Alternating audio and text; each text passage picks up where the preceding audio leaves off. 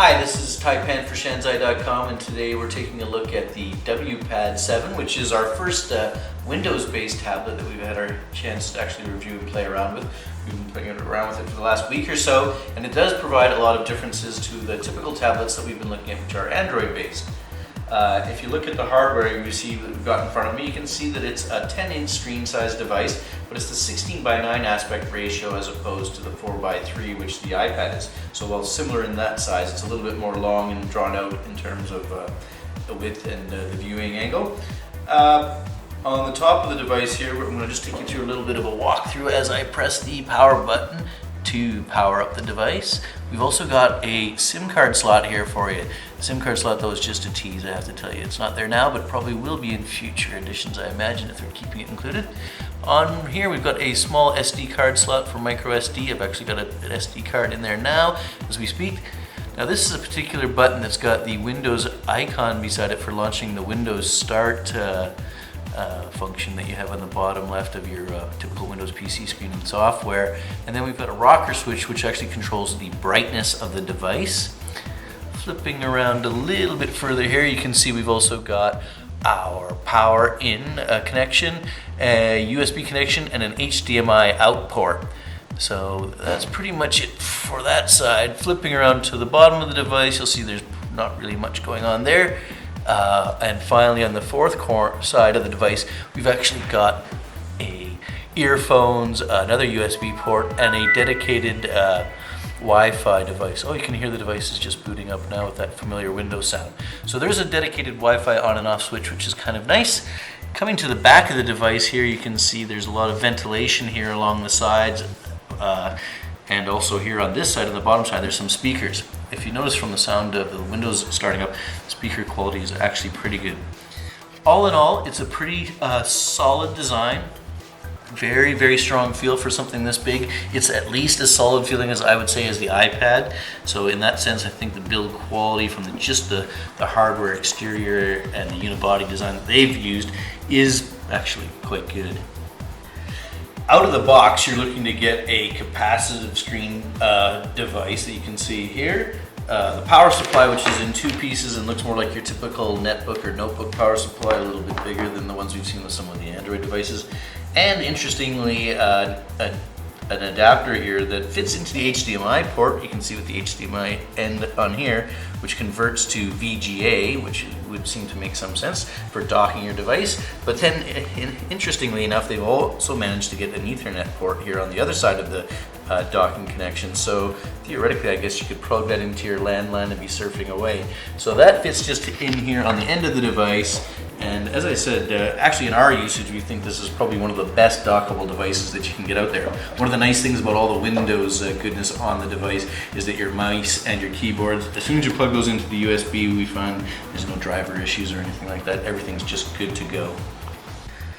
So let's take a little look at what Windows brings to the tablet table here. Now this particular tablet, the Wpad, does not have any particular user interface loaded on top of Windows. You'll find a lot of the tablets that are having Windows either have Windows embedded with some kind of user interface on it, or something for even loaded on Win7 as well.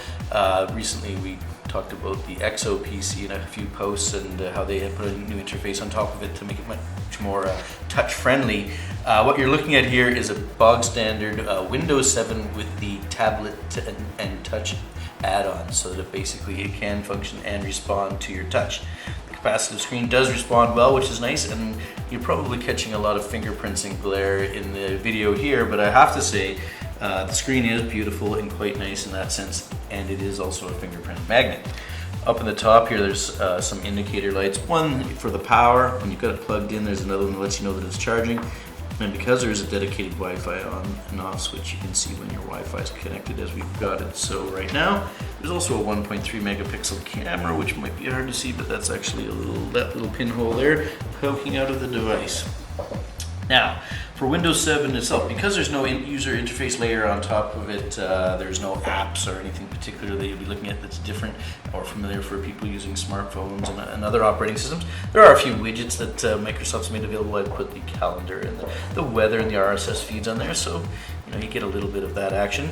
And of course you have to remember, because it is Windows 7, all the rest of all the Windows compatible applications on the internet really are at your disposal to download through the Wi-Fi or Ethernet connection. Just so you can get things in sync. Here's your familiar start pane down here at the bottom. A quick tap opens up quickly and responsively, and that's the nice thing that the Atom 1.66 GHz processor brings to the table. Very snappy response for basic Windows with arrow actual functions showing there. We put in a few pieces of different types of applications for you can kind of see how the performance on. Let's look at the pictures just for a second. It's not any different than you'll find on your PC version. Here's the same sample. Oops, I went to the music library instead there. Sorry, let's go back. Take a look at the videos. They got some sample videos for you playing on the device. We played the 1080p Windows WMV9 and 720p videos that we typically test on all the Android devices. Actually, it had very similar performance to our Android counterparts with things like the Telechip processor inside. It didn't play 1080p very well. It did play the 720p video versions okay, and everything else other than that was played fine. So I think the video performance is pretty comparable to a lot of the Android tablets, surprisingly. Now, where the device excels, I would say, in terms of performance is on the internet. One of the things that you can say about this device is it's probably the fastest, best browsing experience that we've been able to have on a tablet. It brings up a table pages lickety-split, and we were able to view YouTube and various other websites, of course, without having to download any applications. This particular one has Adobe Flash already installed on it.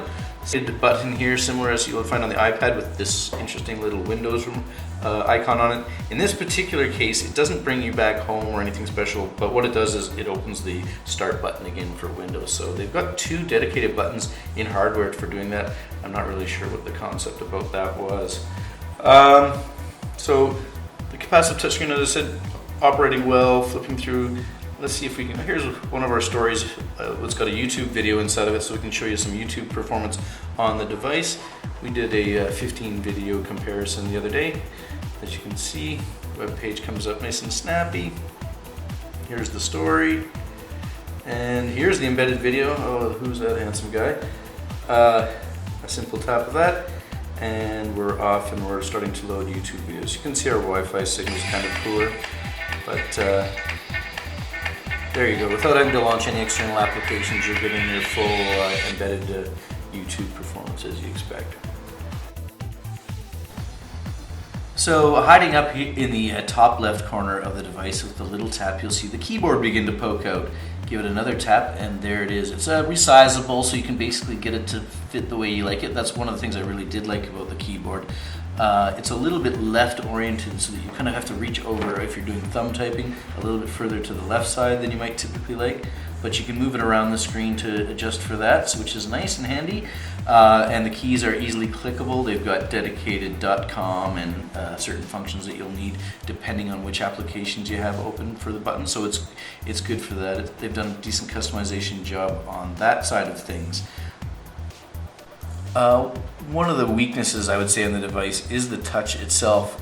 One thing that Windows does try to do a good job is when you do touch somewhere on the screen, it gives you like a bubble-like reaction, if you can see the bubbles appearing, to let you know where you touch the device. And there is a tiny, tiny little white indicator there, kind of like your mouse cursor, to let you know where you are at any given time on the actual screen with your mouse. So it's still trying to do that old I guess mouse and pointer rather than fully intuitive just touch interface.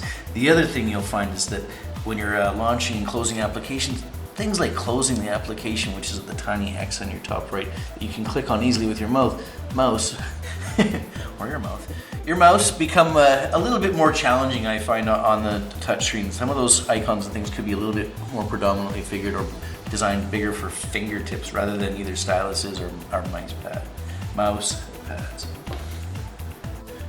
We talked a lot about form factor in our last video, and I have to say the device again has excellent build quality. Capacitive touchscreen is great, very clear and whatnot, but the device is a little bit heavy. That comes with the Atom processor and attendant parts inside of there to support that ecosystem. A device like this, of this size and this weight, could do well to have some kind of stand on the back of the device or something to hold it for you while you're either docked or reading or surfing the web when you don't want to have both hands on it. You probably, unless you're on the sofa and you've got it on your lap, in a lot of mobile situations you're not going to want to be holding this thing for long periods of time.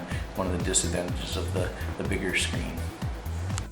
So to wrap things up a little bit for the Wpad device, I think it's one of those things where if you know yourself as a customer and a consumer and you're looking for specifically a Windows 7 experience, if you're looking specifically for a tablet device and having that Windows 7 experience, then the Wpad might be something that you can take a good look at. Priced at $439 in that area, it's probably a good value in terms of that pricing.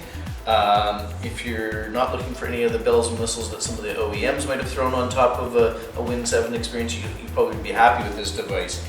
Overall, my impression and experience though, compared to tablets in general, it's a little bit heavy for me, I would say, in personal taste.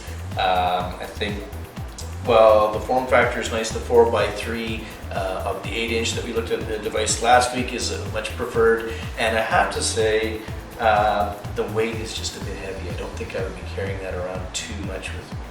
But otherwise, like I say, for Win7 experience, if you're determined to have that, why not?